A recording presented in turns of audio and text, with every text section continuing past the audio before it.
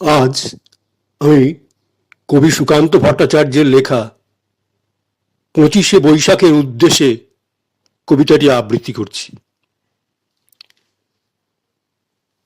আমার প্রার্থনা শোনো 25শে বৈশাখ, আর একবার জন্ম দাও রবীন্দ্রনাথের। হতাশায় স্তব্ধ বাক্য, ভাষা চাই আমরা নির্বাক।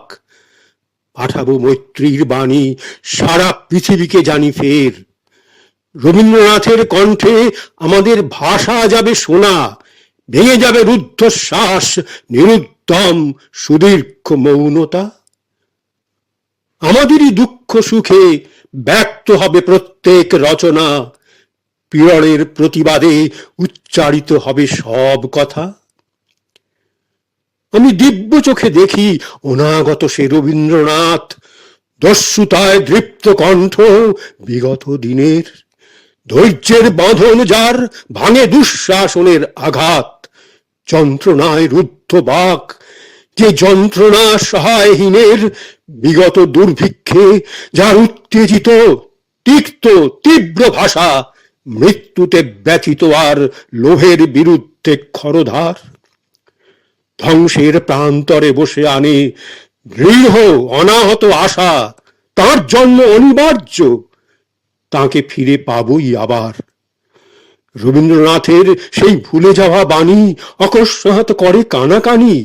দামামাই বাজে, দিন বদলের পালা এলো ঝোড়ো যুগের মাঝে।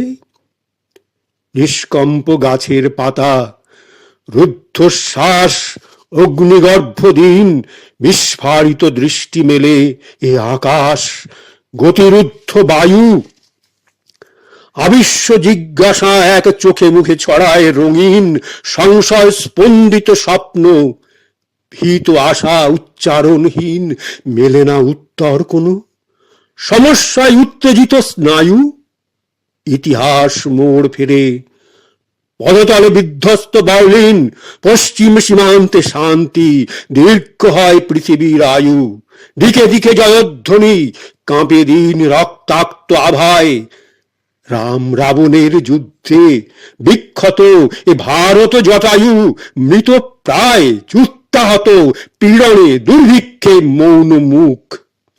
পূর্বাচল দীপ্ত করে বিশ্বজন সমৃদ্ধ সভায় রবীন্দ্রনাথের বাণী তার দাবি ঘোষণা করুক। এবারে নতুন রূপে দেখা দিক রবীন্দ্র ঠাকুর, বিপ্লবের স্বপ্ন চোখে, কণ্ঠে গণসঙ্গীতের সুর। জনতার পাশে পাশে উজ্জ্বল পতাকা নিয়ে হাতে, চলুক নিন্দাকে ঠেলে, গ্লানি মুছে আঘাতে আঘাতে।